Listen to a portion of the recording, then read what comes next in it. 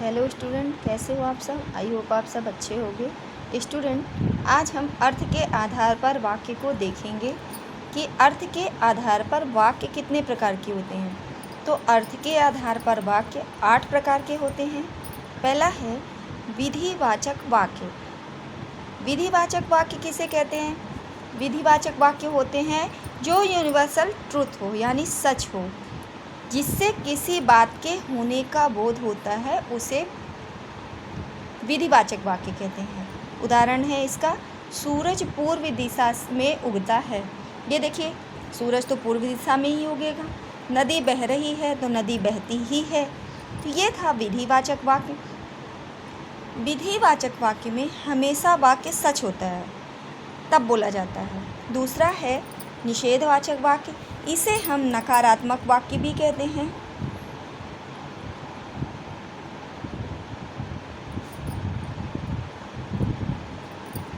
इसे हम नकारात्मक वाक्य भी कहते हैं। निषेधवाचक वाक्य में किसी वाक्य में ना का बोध होता है, वहाँ पे निषेधवाचक वाक्य होता है। अब उदाहरण देखिए, नदी नहीं बह रही है। अब देखिए, नदी बह रही थी, विधिवाचक में है, लेकिन इसमें ना लगा दिए तो नदी नहीं बह रही है, निषेधात्मक वाक्य हो गया। फिर वह नहीं सो रहा है। अगर सो रहा होता तो विधिवाचक होता, वह नहीं सो रहा है तो ये निषेधवाचक वाक्य हो गया। समझ गए? कभी कभी परीक्षा में निषेधवाचक वाक्य बदलने के लिए आता है। जैसे लिख दिया कि नदी बह रही है और निषेधात्मक वाक्य बनाइए, तो निषेधात्मक का मतलब होता है नकारात्मक वाक्य। ठीक। तीसरा है आज्ञावाचक वाक्य। आज्ञावाचक वाक्य इसके नाम से ही स्पष्ट है, इसमें किसी चीज़ के लिए आज्ञा देना होता है। अर्थात जिस वाक्य में आज्ञा, अनुरोध, आदेश आदि का बोध हो, वहाँ पर आज्ञावाचक वाक्य होता है।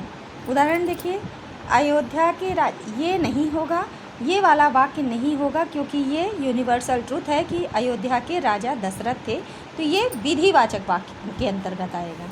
नीचे वाला है सदा सत्य बोलो, ये आज्ञा है, और वैसे ये भी विधिवाचक में ही आता है।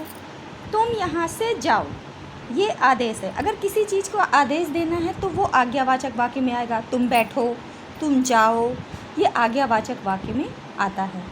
फिर चौथा है प्रश्नवाचक वाक्य। इसके भी नाम से ही स्पष्ट है कि इसमें प्रश्नवाचक मतलब यानी प्रश्न होगा, तो इसमें प्रश्न किए जाने का बोध होता है। उदाहरण है, क्या वह पढ़ता है, क्या वह खेलता है। अगर किसी में क्या, क्यों, कब, ये अगर लगा दिए जाते हैं शब्द, वहाँ प्रश्नवाचक वाक्य बनता है।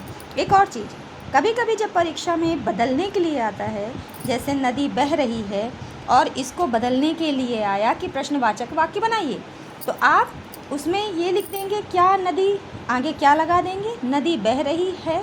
और यहाँ पे ये ध्यान रखिएगा कि प्रश्नवाचक वाक्य में हमेशा क्वेश्चन मार्क ज़रूर होता है। अगर क्वेश्चन मार्क आपने नहीं लगाया तो वो नई जानकारी में आएगा कि क्वेश्चन मार्क प्रश्नवाचक वाक्य है। तो ये था, जैसे क्या वह खेलता है तो क्या भी लगा है और इधर प्रश्नवाचक वाक्य भी है। तो ये थे 4 अर्थ के आधार पे। मिलते हैं नेक्स्ट वीडियो में, जिसमें और 4 अर्थ के आधार पर वाक्य होंगे। वीडियो अच्छा लगता है तो लाइक करें। Thank you.